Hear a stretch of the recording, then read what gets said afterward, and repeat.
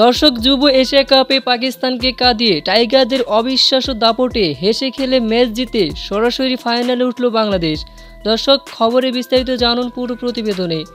যুব এশিয়া কাপে সেমিফাইনালে পাকিস্তানের মুখোমুখি হয়েছে বাংলাদেশ। টসে হেরে ব্যাট করতে নেমে 37 ওভারে 116 রানে অল আউট হয়ে যায় পাকিস্তান।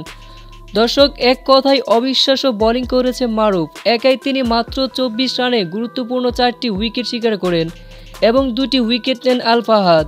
এছাড়াও 1টি করে উইকেট নেন ইকবালরা। আর তাতে মাত্র 116 রানে গুটিয়ে যায় পাকিস্তান। আর এই পাকিস্তানের দেওয়া সহজ রানের লক্ষ্য পেয়ে শুরুটা হয় মধুময় বাংলাদেশের। অধিনায়ক ওপেনিংয়ে আজিজুল হাকিম তামিম দায়িত্ব নিয়ে দেখে শুনে দিবাশিসকে সঙ্গে নিয়ে জয়ের পথে এগিয়ে যেতে থাকেন। এরপর দিবাশিস আউট হলে কালামের সঙ্গে জুটি গড়েন। তবে ভাগ্য খারাপ থাকায় সাজঘরে ফিরেন কালামও। এরপর আরও একটি উইকেটে পতন ঘটে টাইগারদের। আজিজুল মাঠে থেকে দায়িত্বশীল লড়াকু ব্যাটিং করে শেষ মুহূর্তে হেসে খেলে দলকে জিতিয়ে মাঠ ছাড়েন তিনি। তো দর্শক, টাইগারদের এমন দাপটে জয় আপনাদের কাছে কেমন লেগেছে তা এই বিষয়ে জানিয়ে দিন আপনাদের মতামতটি আমাদের ভিডিওর কমেন্ট বক্সে। ধন্যবাদ।